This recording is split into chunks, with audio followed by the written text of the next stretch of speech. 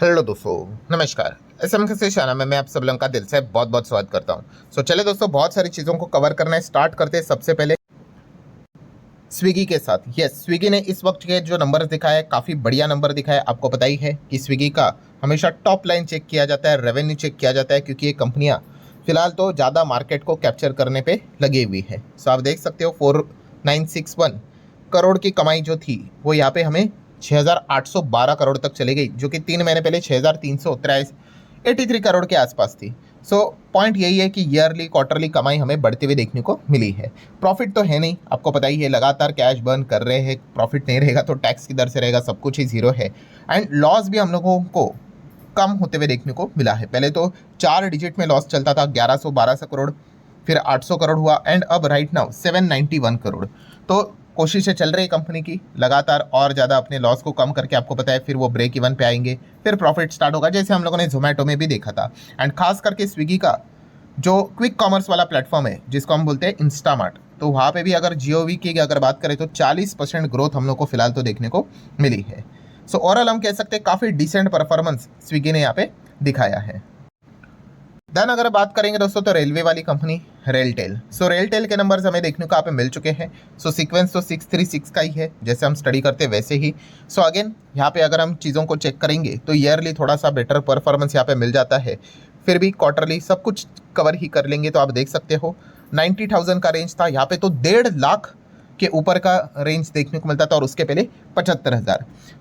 Yearly तो 75 का 90 हुआ है, ईयरली ठीक है। क्वार्टरली तो आपको वैसे भी गिरावट ही देखने को आप मिलेगी, ठीक है। हम सभी लोगों को पता ही है, जो रेलवे रिलेटेड, मतलब ऐसा नहीं कि हर एक बिजनेस वैसा होता है, बट खास करके जो इंफ्रा रिलेटेड रहता है, नेटवर्किंग से रिलेटेड रहता है, वो हमेशा हम लोगों को आखिरी जो Q4 रहेगा ना, वो उनका सबसे बेस्ट रेवेन्यू रिकॉग्निशन से रिलेटेड अच्छा ही रहता है।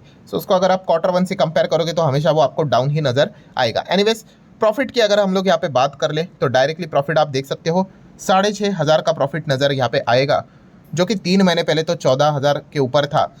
तो ये तो कंपेरेबल है नहीं, बट कंपेरेबल के हिसाब से ईयरली अगर बात करें तो 6,600 करोड़ का प्रॉफिट 6,500 करोड़ के रेंज में आया है। हम यहाँ पे कह सकते हैं क्वार्टरली तो डाउन वैसे भी दिखेगा ही, बट ईयरली भी हम लोग को कमजोरी देखने को यहाँ पे मिल रहा है, और यही चीज़ ईपीएस में भी नजर आएगी। 2.05, 4.42 एंड 2.06।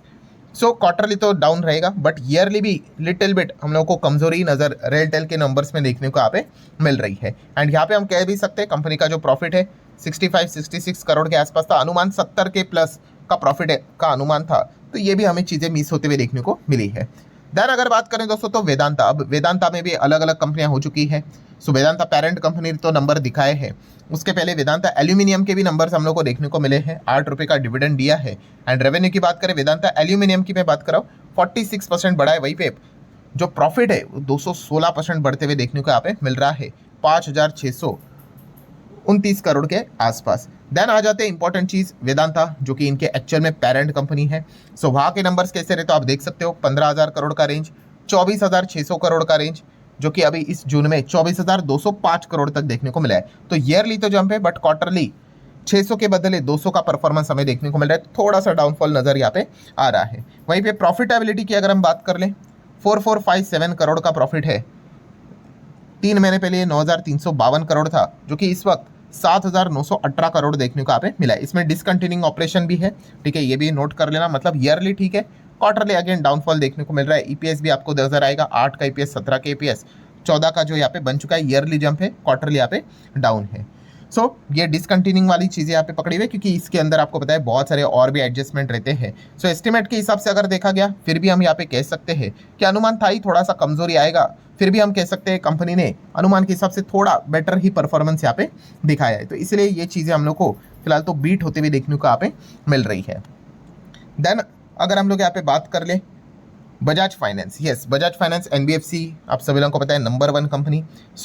टॉप लाइन की बात करें 19,500 करोड़ की कमाई, 21,600 करोड़ की कमाई, एंड ये बढ़कर हो चुके 23,165 करोड़ की कमाई। मतलब ईयरली तो जंप है, क्वार्टरली भी clear cut jump Bajaj finance के नंबर्स में हमें देखने को मिल रही है। अब आ जाते हैं दोस्तों प्रॉफिट के ऊपर, तो कंपनी का प्रॉफिट 4,765 करोड़ से 6,000 करोड़ को क्रॉस किया है एंड 5,500 करोड़ का प्रॉफिट भी 6,000 करोड़ को क्रॉस यहाँ पे किया है। ऑब्वियसली कंसोलिडेटेड बात करें तो 7.5 का ईपीएस, 8.78 का ईपीएस 9.5 को क्रॉस करते हुए देखने को मिल चुका है। अब है तो बजाज फाइनेंस कौन सी कंपनी, फाइनेंस वाली कंपनी, एनबीएफसी लोन देता है तो एनपीए सबसे इंपॉर्टेंट चीज़ बन जाता है। तो एनपीए का डेटा मैं आपके सामने यहाँ पे ओपन करना चाहूँगा। तो एनपीए इसके पहले था 1.03, 3 महीने पहले था 1.01, इस वक्त कितना है तो अभी तक अपडेट नहीं हुआ है। चलिए कंपनी का पीडीएफ ओपन करके हम देख लेते हैं। तो इस वक्त का जो एनपीए है, ग्रॉस एनपीए, वो है 0.96%। ये देखो आपके सामने ही है, ठीक है। मतलब यहाँ पे हम कह सकते हैं किधर गया, यस यहाँ पे आएगा 0.96%। इसके पहले तो 1 के रेंज में देखने को मिलता था, ये तो 1 के रेंज के भी नीचे हम लोग को आते हुए देखने को मिला है। तो अच्छी बात है भाई, जीएनपीए जितना कम होगा उतना ही अच्छा हम लोगों को, मतलब हम कह सकते हैं कि भविष्य में भी, मतलब क्या है कि ज़्यादा से ज़्यादा पैसा यहाँ पे वापस भी आ रहा है जो लोन के फॉर्म में यहाँ पे दिया गया था। बाकी सारी चीज़ें अगर आप देखेंगे, नेट इंटरेस्ट इनकम जो अनुमान था उसको भी बीट कर दिया, ऑपरेटिंग प्रॉफिट भी बीट होते हुए देखने को यहाँ पे मिला है। ग्रॉस एनपीए जो अभी हम लोगों ने देखा कि यहाँ पे 1 के ऊपर रहता था, 1 के नीचे आ गया, तो ये भी इंप्रूव हो गया। नेट एनपीए भी इंप्रूव होते हुए देखने को यहाँ पे मिला है। तो कुल मिला के भाई बजाज फाइनेंस ने भी डिसेंट ही परफॉर्मेंस यहाँ पे दिखाया है।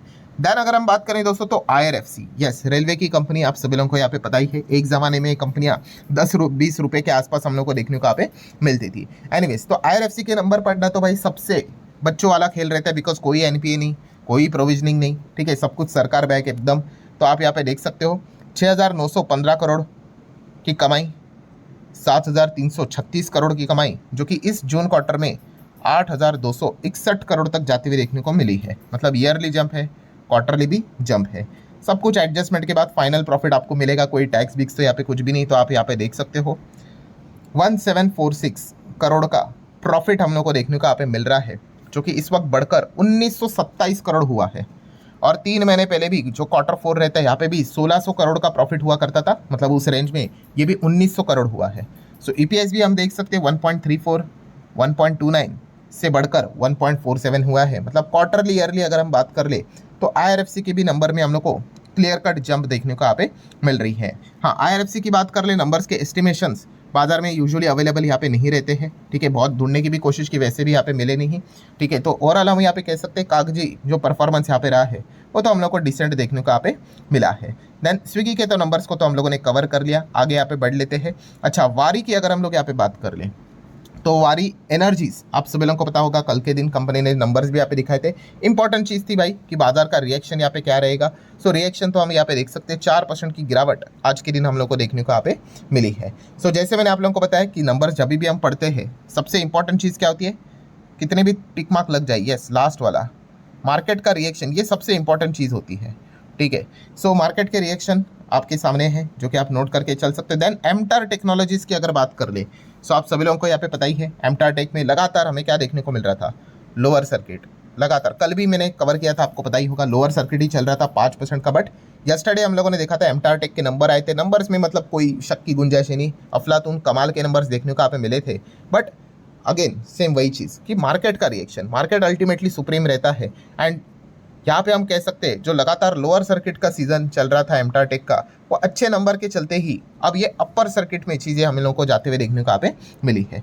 तो चलिए दोस्तों, हम यहाँ पे कह सकते हैं कि एमटार टेक के नंबर्स को मार्केट ने तो एटलीस्ट थम्स अप यहाँ पे दिया है, बिकॉज फिलहाल तो एआई को लेकर, एआई रिलेटेड जितनी भी कंपनियाँ हैं डायरेक्टली इनडायरेक्टली, ठीक है, उन सब में हम लोग को एक दबाव ही देखने को मिल रहा है। यस्टरडे भी हम लोगों ने देखा, फेड ने बता ही दिया है कि भविष्य में मतलब डायरेक्टली इनडायरेक्टली हम लोग को रेट हाइक से रिलेटेड ही चीज़ें देखने को यहाँ पे मिल सकती है।